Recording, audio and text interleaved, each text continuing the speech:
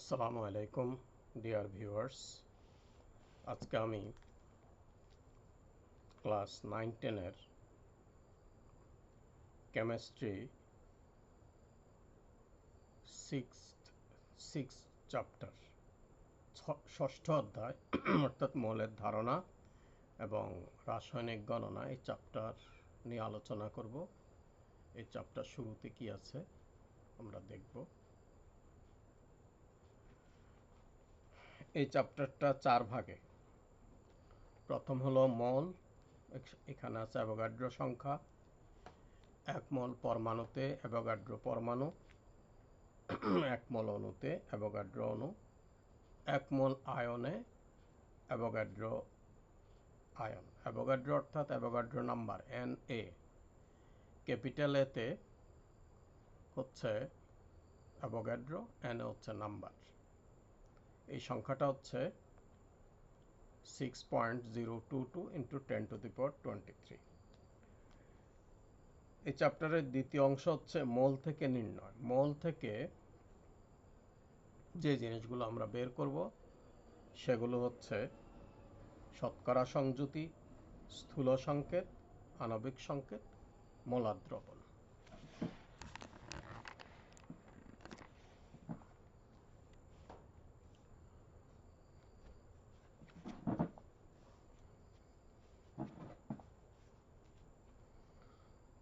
তো এরপরে হচ্ছে শতকরা সংযুতি থেকে স্থূল সংকেত নির্ণয়। সেখানে ধাপ 1। প্রথম ধাপে আছে মৌলসমূহের শতকরা সংযুতিতে পারমাণবিক সংখ্যা দ্বারা ভাগ করা। দ্বিতীয় ধাপে আছে ক্ষুদ্রতম সংখ্যা দিয়ে ভাগফলগুলোকে ভাগ করা। তৃতীয় অধ্যায় আছে প্রতীকের ডান পাশে নিচে প্রাপ্ত সংখ্যা বসিয়ে স্থূল সংকেত তৈরি করা।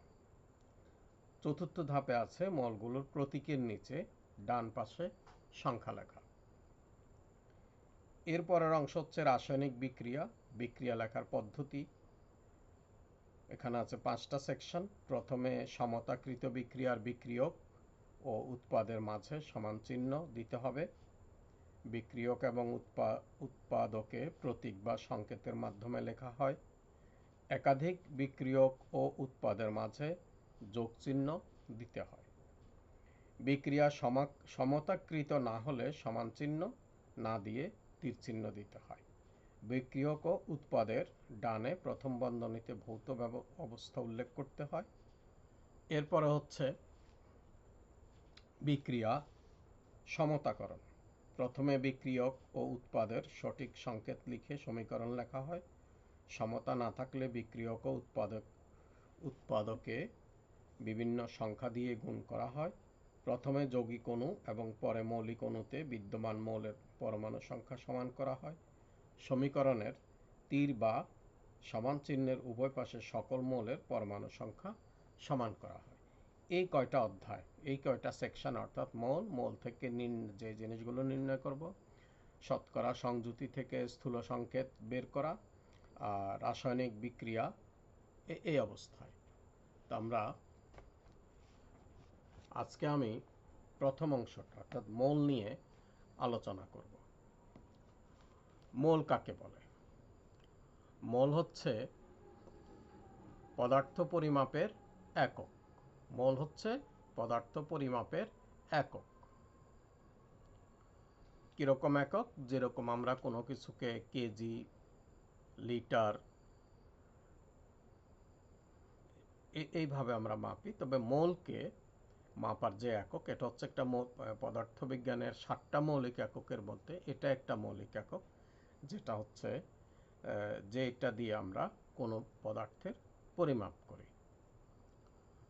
তো মোল রাসায়নিক বিজ্ঞানে এরকম, আবার চিকিৎসা বিজ্ঞানে মোল মানে শরীরে বিভিন্ন অংশে কিছু দাগ দেখা যাওয়া, স্কিনে। আচ্ছা, ওইদিকে আমরা যাব না। তো প্রথমে হচ্ছে 1 মোল অ্যাটম। প্রথমে আমরা দেখাচ্ছি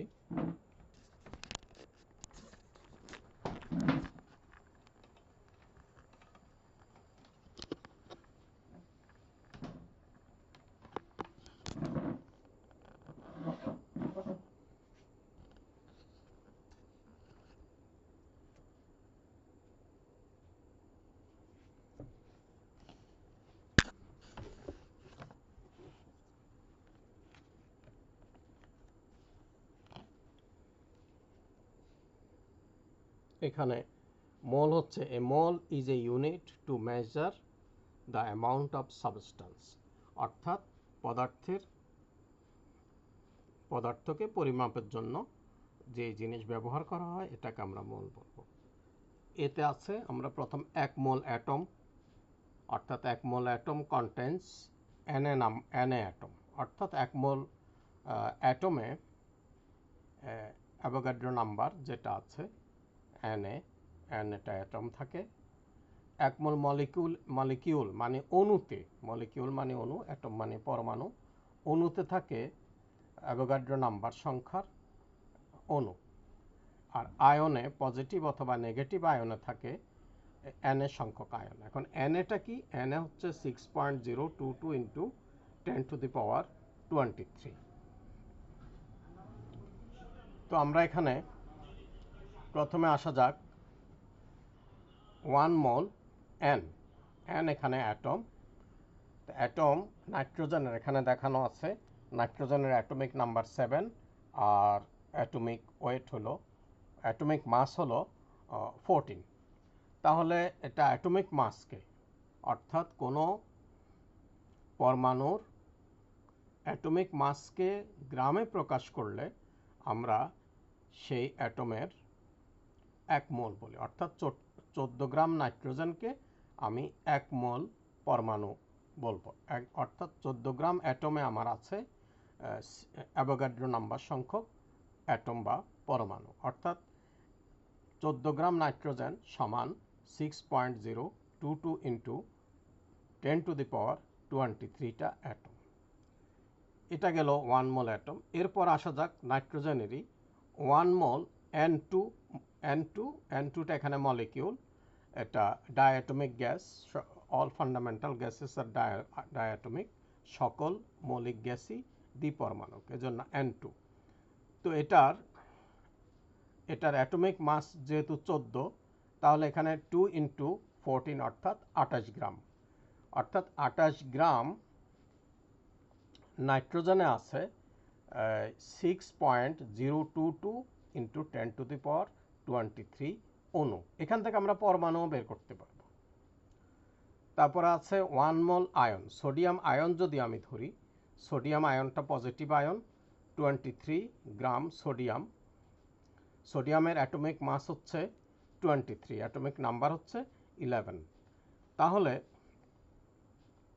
23 গ্রাম সোডিয়াম আয়নে থাকবে আমার অ্যাভোগাড্রো নাম্বারের সংখ্যার আয়ন, অর্থাৎ 6.022 ইন্টু 10⁻23 সংখ্যক আয়ন। এই যে এখানে লাল কালে দিয়ে N এর ইয়েটা লেখা আছে। এটা ক্যালকুলেটরে কনস্ট্যান্ট মেমোরি থেকে আমরা অ্যাটমিক নাম্বারটা পাই। অ্যাটমিক নাম্বারটা কনস্ট্যান্ট মেমোরিতে 24-এ আছে, যেটা 991 ES ক্যালকুলেটরে এটা 24 নাম্বারে N এটা আছে। মেটাল, এখন কথা হচ্ছে অণু এবং পরমাণু। মেটালের মধ্যে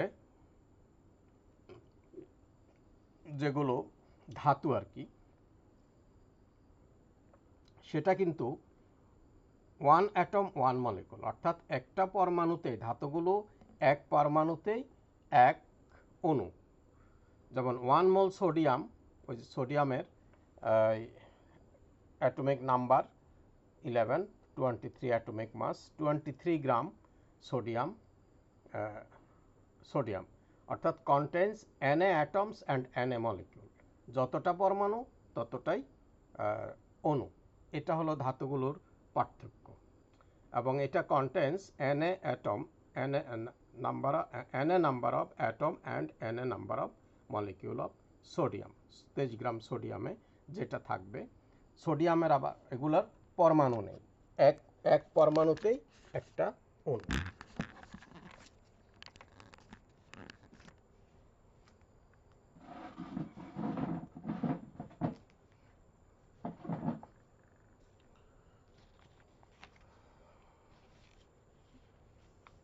এবার আসা যাক কম্পাউন্ড বা যৌগ। কম্পাউন্ড বা যৌগের ক্ষেত্রে কম্পাউন্ডের পরমাণু হয় না, যেমন পানির কোনো পরমাণু নেই। পানি নিজে একটা যৌগিক পদার্থ। এখানে 2 পরমাণু হাইড্রোজেন এবং 1 পরমাণু 2 পরমাণু হাইড্রোজেন আর 1 পরমাণু অক্সিজেন মিলে 1 অণু পানি। তাহলে এখানে আমরা পাই কম্পাউন্ডস কন্টেন্স মলিকিউল। এই যে compound contains molecules but not atom.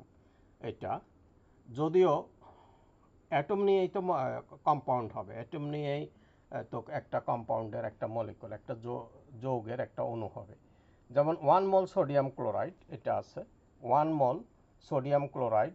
তো সোডিয়ামের অ্যাটমিক মাস হচ্ছে 23, ক্লোরিনের অ্যাটমিক মাস হচ্ছে 35.5। এটা যোগ করলে এটা হচ্ছে 1 মোল সোডিয়াম ক্লোরাইড অর্থাৎ 58.5 গ্রাম সোডিয়াম ক্লোরাইড। এর মধ্যে Na মলিকিউল অর্থাৎ 6.022 into 10 to the power 23 number of অণু আছে, সোডিয়াম ক্লোরাইডের অণু আছে, কিন্তু অ্যাটম নাই। সোডিয়াম ক্লোরাইডের অ্যাটম হবে না, পরমাণু হবে না।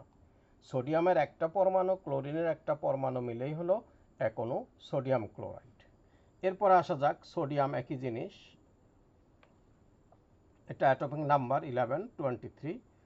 এটার ইলেকট্রন কনফিগারেশন অর্থাৎ ইলেকট্রন বিন্যাস হচ্ছে 1s2 1s2 2s2 2p6 3s1। যে লাল কালি দিয়ে 1 লিখলাম, ধাতুগুলোর বাইরের শেলে সাধারণত 1টা 2টা 3টা এরকম ইলেকট্রন থাকে, বেশি ইলেকট্রন থাকে না। অর্থাৎ ধাতুগুলো ইলেকট্রন ছেড়ে দেয়, ইলেকট্রন ছেড়ে দিয়ে তারা ইনার্ট গ্যাসের ফর্মে আসে, নিষ্ক্রিয় গ্যাসের ফর্মে আসে। এখানেও S1 3s1-এর 3 নাম্বারের 3s1-এর ছেড়ে দিয়ে সে আসবে 1s2 2s2 2p6 অর্থাৎ 6 2 8 8 2 10 নিয়ন ফর্মে আসে, নিয়ন ফর্মে আসবে। তার কাছাকাছি যেটা নিষ্ক্রিয় গ্যাস সোডিয়াম 11 নাম্বার, 10 নাম্বারে হলো নিয়ন গ্যাস, কিন্তু তার সামনে আছে নিয়ন, আর্গনে যাবে না। কাছাকাছি যে নিষ্ক্রিয় গ্যাসটা থাকে সেই গ্যাসের ফর্ম করবে। যাই হোক, এই আলোচনা এখন সোডিয়াম আয়ন হয় কিভাবে। সোডিয়াম একটা ইলেকট্রন ছেড়ে দিয়ে সোডিয়াম প্লাস হয়। সোডিয়াম একটা ইলেকট্রন ছেড়ে দিয়ে কিভাবে সোডিয়াম প্লাস হয়। সোডিয়ামের অ্যাটমিক নাম্বার হচ্ছে 11 অর্থাৎ প্রোটন 11টা ইলেকট্রন 11টা, 11 প্লাস 11 মাইনাস। তো ইলেকট্রন যখন চলে যাবে, আসলে প্রোটন যায়ও না প্রোটন আসেও না, যায় শুধু ইলেকট্রন এবং ইলেকট্রন আসে। তো 11টা 11 প্লাস 11 ঠিক থাকবে আর মাইনাস 11টা -10 হবে। তখন আমার এটা হবে সোডিয়াম আয়ন। সোডিয়াম আয়নটা হবে 23 গ্রাম সোডিয়াম আয়নে Na number of sodium ion থাকবে।